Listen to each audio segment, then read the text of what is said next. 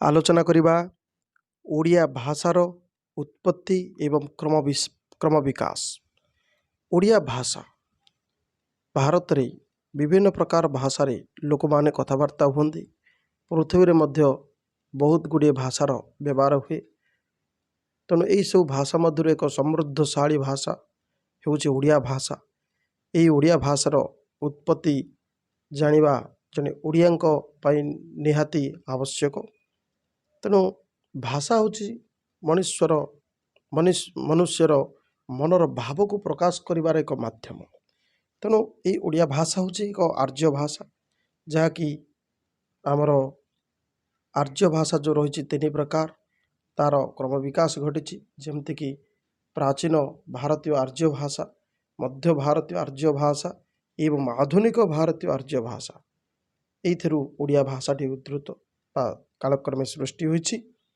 जो देखिबा प्राचीन भारतीय आर्य भाषार रूप बा यार समय सीमा थिला ख्रीष्टपूर्व 1500 रु ख्रीष्टाब्द 500 मध्य प्राचीन भारतीय आर्य भाषा। परवर्ती समय मध्य भारतीय आर्य भाषा ख्रीष्टाब्द 500 रु ख्रीष्टाब्द 1000 एवं यापर ख्रीष्टाब्द 1000 रु वर्तमान पर्यंत चली आसी आधुनिक भारतीय आर्य भाषा। तेणु यही आर्य भाषार सर्वोत्कृष्ट भाषा संस्कृत। सही संस्कृत ही यही सब भारतीय आर्य भाषा गुड़िकर उत्पत्ति। तेणु ये भारतीय आर्य भाषा मध्य ओडियार अवस्थिति किपरि ओडिया सृष्टि है आम जब जाना ताहले भारतीय आर्य भाषा यह तीनोटी श्रेणी। गोटे है पाली भाषा, आ गोटे प्राकृत भाषा, आ गोटे है अपभ्रंश भाषा। तेणु ये प्राकृत भाषा को जदि देखिबा ये पुणी 5 भाग, जेपरिक महाराष्ट्री, सौरसेनी, मागधी, पैशाची, अर्धमागधी। तेणु प्राकृतर ये जो द्वितीय स्तर भाषा होची प्राकृत भारतीय आर्य भाषार जो 3टी स्तर मध्यरु पाली भाषा प्रथम स्तर, प्राकृत भाषा द्वितीय स्तर एवं अपभ्रंश भाषा तृतीय स्तर। तेणु ये जो प्राकृत भाषार तृतीय स्तर भाषा प्राकृत भाषा यह 5 भाग आउथ्री। गोटे है महाराष्ट्री, आ गोटे सौरसेनी, आ गोटे मागधी, आ गोटे पैशाची, आ गोटे अर्धमागधी। तेणु आमर ओडिया भाषा ताले केउठी आसीछि ना मागधी। मागधी पुणी पूर्व मागधी। तेणु पूर्व मागधी भाषा श्रेणी होची आमर ओडिया भाषा। मागधी पुणी से रही उत्तर पूर्व मागधी, दक्षिण पूर्व मागधी, जहाँकि उत्तर पूर्व मागधी होची बंगला, आसाम एसबू भाषा। तेणु आमर मन रखिबार अछि आमर ओडिया भाषाटा होची पूर्व मागधी भाषा। तेणु ओडिया भाषा पूर्व मागधी सृष्टि। आ ओडिशार तो नाम पूर्वर आम जानिछे उड्र रही कि उत्कल रही, कलिंग रही। परवर्ती समय आमर ओडिशा बोली नामकरण होइछि। तेणु आमर ओडिया भाषार जो उत्पत्ति आम देखा ये हूँ एक आर्य श्रेणी भाषा, जहाँकि प्राकृत भाषार मागधीर पूर्व मागधी रु सृष्टि ओडिया भाषा। भारतीय संविधान मध्य यही ओडिया भाषा को स्वीकृति प्रदान करिछि। तेणु भारतीय संविधान स्वीकृत भाषा मानक मध्यरु ओडिया भाषा एक अनन्य भाषा अटे। यही भाषा एक निर्दिष्ट भौगोलिक अवस्थिति तथा सांस्कृतिक बंत मनुष्य मानकर भाषा बोली परिगणित हुए। यही भाषा पूर्व मागधी समूह भाषा गोष्ठी बोली वर्तमान आम जानिबा को पाइले। तेणु प्राबंधिक डॉक्टर कुंज बिहारी त्रिपाठी गोटे पुस्तक लिखिछन्ति, जो गोटे प्रबंध रही ओडिया भाषा शीर्षक प्रबंध। से मतपोषण करिसेंति जे ओडिशार प्राय 60,000 वर्ग माइल और बंगला, बिहार, मध्य प्रदेश तथा आंध्र प्रदेश 20,000 वर्ग माइल परिमित अंचल रे बास करथुबा लोक मानकर अधिवासी मानकर भाषा थिला यही ओडिया भाषा, जहाँकि वर्तमान आमे यही अंचल को नहीं एक स्वतंत्र उत्कल प्रदेश बा ओडिशा प्रदेश गठन करी जार मातृभाषा रूपे ओडिया को वर्तमान बजाय रखीचे। तेणु ओडिया भाषार मूल उत्स होची यही भारतीय आर्य भाषा बा संस्कृत, जहाँकि आमे पढ़िले परवर्ती समय 3टी स्तर, जहाँकि पाली भाषा, प्राकृत भाषा, अपभ्रंश भाषा ବା ପାଲି ଭାଷା, ଯାହାକି ଖ୍ରୀଷ୍ଟପୂର୍ବ 500 ପ୍ରାୟ ଖ୍ରୀଷ୍ଟାବ୍ଦ 1000 ପରବର୍ତ୍ତୀ ସମୟରେ ପ୍ରାଚୀନ ଭାରତୀୟ ଆର୍ଯ୍ୟ ଭାଷା, ଯାହାକି ଥିଲା ଖ୍ରୀଷ୍ଟପୂର୍ବ 1500 ଖ୍ରୀଷ୍ଟାବ୍ଦ 500, ମଧ୍ୟ ଭାରତୀୟ ଆର୍ଯ୍ୟ ଭାଷା ଖ୍ରୀଷ୍ଟାବ୍ଦ 500 ଖ୍ରୀଷ୍ଟାବ୍ଦ 1000 ଏବଂ ଆଧୁନିକ ଭାରତୀୟ ଆର୍ଯ୍ୟ ଭାଷା ଖ୍ରୀଷ୍ଟାବ୍ଦ 1000ରୁ ବର୍ତ୍ତମାନ ପର୍ଯ୍ୟନ୍ତ। ସେ ମଧ୍ୟରେ ଯେଉଁ ସ୍ତର 3ଟି ରହିଲା, ପାଲି ଭାଷା ପ୍ରଥମ ସ୍ତର, ପ୍ରାକୃତ ଭାଷା ଦ୍ୱିତୀୟ ସ୍ତର, ଅପଭ୍ରଂଶ ଭାଷା ତୃତୀୟ ସ୍ତର, ସେମାନଙ୍କର ସମୟ ସୀମା ଆମେ ଯଦି ଦେଖିବା, ପାଲି ଭାଷା କେବେ ପ୍ରଚଳିତ ଥିଲା ନା ଖ୍ରୀଷ୍ଟପୂର୍ବ 500ରୁ ଖ୍ରୀଷ୍ଟପୂର୍ବ 200। ଦ୍ୱିତୀୟ ସ୍ତରର ଭାଷା ହେଉଛି ପ୍ରାକୃତ ଭାଷା, ଯାହାକି ଥିଲା ପ୍ରଚଳିତ ଖ୍ରୀଷ୍ଟପୂର୍ବ 200ରୁ ଖ୍ରୀଷ୍ଟାବ୍ଦ 500 ଏବଂ ତୃତୀୟ ସ୍ତରର ଭାଷା ହେଉଛି ଅପଭ୍ରଂଶ, ଯାହାକି 500 ଖ୍ରୀଷ୍ଟାବ୍ଦରୁ 1000 ଖ୍ରୀଷ୍ଟାବ୍ଦ ପର୍ଯ୍ୟନ୍ତ ଆମର ଓଡ଼ିଶାରେ ଏହାର ବିକାଶ ରହିଥିଲା। ତେଣୁ ବିକାଶ ଏହି ଅପଭ୍ରଂଶ ଭାଷାର ଏହି ସ୍ତର ପରେ ଆମର ଆସିଛି ଶୁଦ୍ଧ ଓଡ଼ିଆ ଭାଷା, ଯାହାକି ଏଇ ଯେଉଁ ବିକାଶ ସ୍ଥଳ ଭେଦରେ ଯେଉଁ 5 ଭାଗରେ ବିଭକ୍ତ ଥିଲା ଆମର ଏଇ ଅଞ୍ଚଳ, ଯଥା ମହାରାଷ୍ଟ୍ରୀ, ସୌରସେନୀ, ମାଗଧୀ, ପୈଶାଚୀ, ଅର୍ଦ୍ଧମାଗଧୀ, ଏଇ ଯେଉଁ ଭାଷା ସେଇ ଅଞ୍ଚଳରେ ସବୁ ଥିଲା, ସେ ମଧ୍ୟରୁ ଆମେ ଦେଖିଲେ ମାଗଧୀ, ପୁଣି ସେ ଭିତରେ ଆଉଥରେ ପୂର୍ବ ମାଗଧୀ, ସିଏ ହେଉଛି ଆମର ଓଡ଼ିଆ ଭାଷା। ଏହି ଓଡ଼ିଆ ଭାଷାର ପ୍ରାଚୀନତା ସମ୍ବନ୍ଧରେ ଆମେ କେଉଁ ସବୁ ସୋର୍ସ ବା ଉତ୍ସରୁ ଜାଣିବାକୁ ପାଉ ନା ତତ୍କାଳୀନ ସମୟରେ ପ୍ରଚଳିତ ଶିଳାଲେଖ, ତାମ୍ରପଟା ଲେଖ ବା ତାମ୍ର ଫଳକ ଲେଖ, ତାଳପତ୍ର ପୋଥି, ଭୂର୍ଜପତ୍ର ପୋଥି ବା ବିଭିନ୍ନ ଶିଳାଲେଖ ଯଥା ହାତୀଗୁମ୍ଫା ଶିଳାଲେଖ ଇତ୍ୟାଦି ଇତ୍ୟାଦିରୁ ଆମେ ତତ୍କାଳୀନ ଓଡ଼ିଆ ଭାଷାର ବା ସେ ସମୟରେ ପ୍ରଚଳିତ ପାଲି, ପ୍ରାକୃତ, ଅପଭ୍ରଂଶ ଭାଷାର ବା ଓଡ଼ିଆ ଭାଷାର ବର୍ତ୍ତମାନ ଓଡ଼ିଆ ଭାଷାର ପୂର୍ବ ଲିପି ବା ଅକ୍ଷର ବା କଥିତ ଓଡ଼ିଆ ଭାଷା ଏସବୁର ସୂଚନା ଆମକୁ ସେହିସବୁ ଉତ୍ସ ଗୁଡ଼ିକରୁ ମିଳିପାରେ। ଏହା ସହିତ ଚର୍ଯା ସାହିତ୍ୟ, ଯାହାକି ନାଥ ସାହିତ୍ୟ ବା ଚର୍ଯା ସାହିତ୍ୟ, ବୌଦ୍ଧ ଗାନ, ବୁଦ୍ଧଙ୍କ ସହିତ ସଂଶ୍ଳିଷ୍ଟ, ଶୈବପନ୍ଥୀ ନାଥ ଧର୍ମ ବିଶ୍ୱାସୀ ଯେଉଁ ଗୋରଖନାଥ ବା ବୌଦ୍ଧ ଧର୍ମର ଯେଉଁ ନାଥ ଧର୍ମୀ ସବୁ ଥିଲେ, ଲୁଇପାଦ, ଏଇ କାହ୍ନୁପାଦ, ଏମାନଙ୍କର ସବୁ ଲେଖା ବା ଚର୍ଯା ଗୀତିକା, ଏହିସବୁରୁ ଆମେ ଓଡ଼ିଆ ଭାଷାର ଅବସ୍ଥିତି ବା ସେ ତତ୍କାଳୀନ ସ୍ଥିତି ବିଷୟରେ ଆମେ ଜାଣିପାରୁ। ଏବଂ ପରବର୍ତ୍ତୀ ସମୟରେ କିପରି କପିଳେନ୍ଦ୍ର ଦେବ ଯେତେବେଳେ ଓଡ଼ିଶାର ଶାସନ ଦାୟିତ୍ୱ ଗ୍ରହଣ କରିଛନ୍ତି ବା ପରବର୍ତ୍ତୀ ସମୟରେ କିପରି କପିଳେନ୍ଦ୍ର ଦେବଙ୍କ ଶାସନ କାଳରେ ଶୁଦ୍ଧ ଓଡ଼ିଆ ଭାଷାର ପ୍ରଚଳନ ହୋଇଛି ଏବଂ ସେହି ସମୟରେ କିପରି ସାରଳା ଦାସ ନିଜର ଅନନ୍ୟ କୃତି ମହାଭାରତ ରଚନା କରିଛନ୍ତି।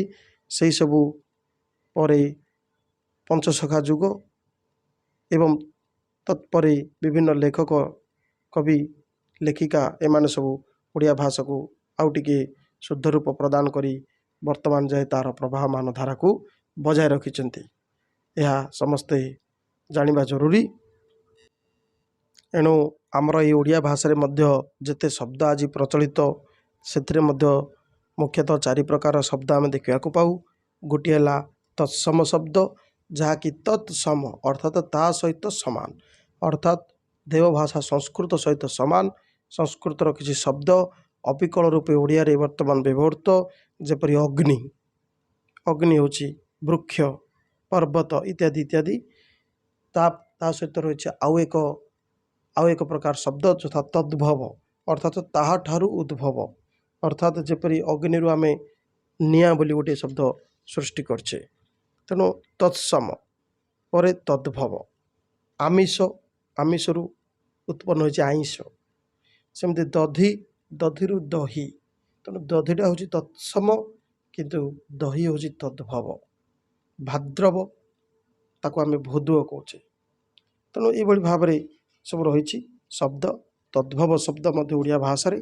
ତା ସହିତ ରହିଛି ଦେଶଜ ଶବ୍ଦ, ଯେଉଁକି ଆମର ଓଡ଼ିଶାର ପ୍ରାଚୀନ ଅଧିବାସୀମାନେ ବା ନିଜର ଆଦିମ ଅଧିବାସୀ ଲୋକମାନେ ବ୍ୟବହାର କରୁଥିବା ଭାଷା।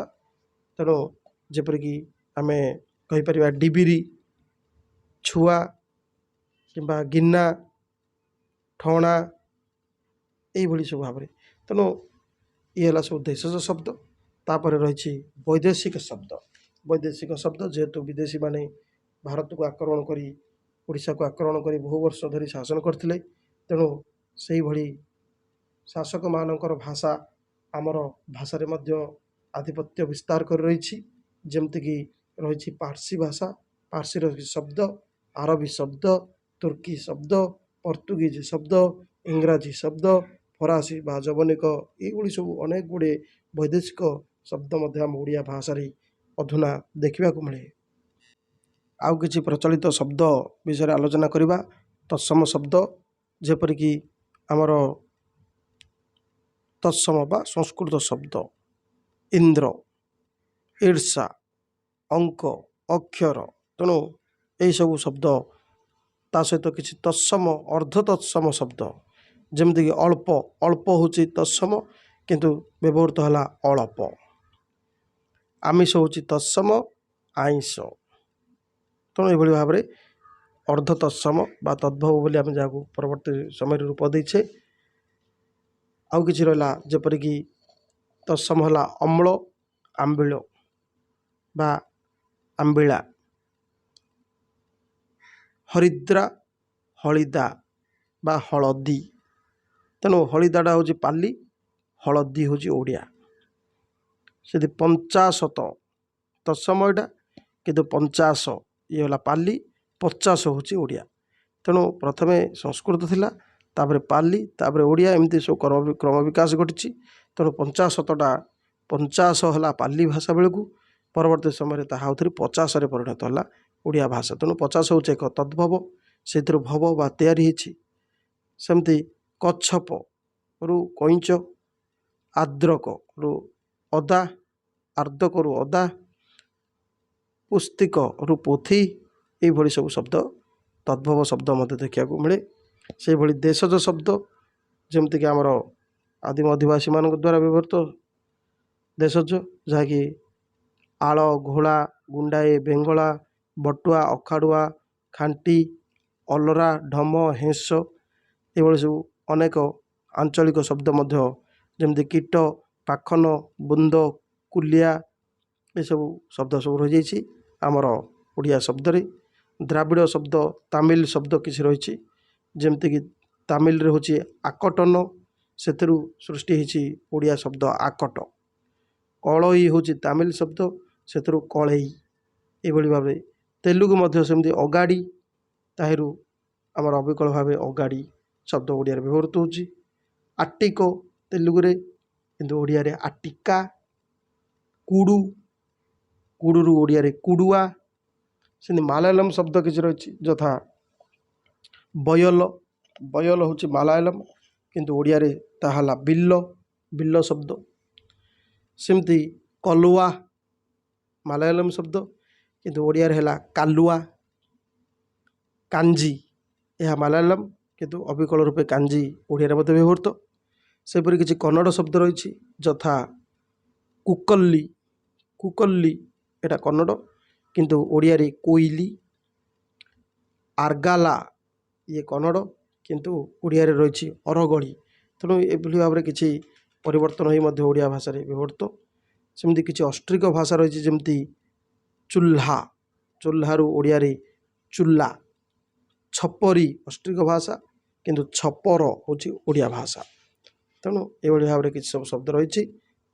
ଆଉ ତାଟିଆ ଶବ୍ଦ ଅଷ୍ଟ୍ରିକ, ଯାହାକି ଅବିକଳ ଓଡ଼ିଆରେ ମଧ୍ୟ ତାଟିଆ। କିନ୍ତୁ କିଛି ରହିଛି ପାର୍ସୀ ଶବ୍ଦ, ଯାହାକି ବୈଦେଶିକ ଶବ୍ଦ ଅଟେ। ତେଣୁ ବୈଦେଶିକ ଶବ୍ଦ ପାର୍ସୀ ଯେମିତି ଅନ୍ଦର, ଆଇନା, ଅବଖୁରା, ଆଇନ, ଆବାଜ, ଓକିଲ, ୱାପସ। ତେଣୁ ଏସବୁ ତୁର୍କୀ ଶବ୍ଦ, ଏ ପାର୍ସୀ ଶବ୍ଦ ମାନେ ସବୁ। ଗରିବ ସେମିତି ପଇସା, ରୁମାଲ, ଖବର, ମାଲିକ, ସୌଦାଗର, ଦରଖାସ୍ତ, ଚାଲାକ, ଜାହାଜ, ଏସବୁ ହେଉଛି ପାର୍ସୀ ଶବ୍ଦ ସବୁ। ତା ସହିତ ରହିଛି କିଛି ଆରବୀ ଶବ୍ଦର ଓଡ଼ିଆରେ ବ୍ୟବହାର ଯେମିତି ଅକଲ, ଅମଳ। ପ୍ରକୃତରେ ଆରବୀ ଶବ୍ଦ ହେଉଛି ଅମଲ, ଅମଲରୁ ଓଡ଼ିଆରେ ଅମଳ। ଅକଲରୁ ଅକଲ, ଇଜତରୁ ଇଜତ, ଇଜତଟା ହେଉଛି ଆରବୀ ଶବ୍ଦ, ତାହିରୁ ଓଡ଼ିଆରେ ଇଜତ। ଇତାଲା, ଇତାଲା ହେଉଛି ଆରବୀ ଶବ୍ଦ, ଓଡ଼ିଆରେ ଏତଲା। ତେଣୁ ଏଭଳି ଭାବରେ ଆରବୀ ଶବ୍ଦ ମଧ୍ୟ କିଛି ରହିଛି। ତା ସହିତ ଆହୁରି ରହିଛି ଯେମିତି ଆମର ମାମଲା, सलाम, अक्कल, हासल, हाजत, हाकिम, हिसाब, तहसील, दफादार, फैसला, हरामी, तमाम, बिल्कुल, तदारक, कलिजा, कबला, खाली एसबू हूँ गोटे गोटे आरबी शब्द। तत्सहित रही किसी तुर्की शब्द। तुर्कीर काबू, कुली, चाकू, बेगम एसबू हूँ गोटे गोटे प्रचलित ओडिया तुर्की शब्द वैदेशिक शब्द रूपे। कुर्ता, तोप, बंधुक, बारूद, बाहादुर, बेगम एसबू है तुर्की शब्द। एतद व्यतीत किसी पर्तुगीज शब्द रही जमी आचार, कामिज, तमाखु, मार्का, बाल्टी, पिस्तल, बोमा, आलमारी, बोताम एसबू हूँ पर्तुगीज शब्द।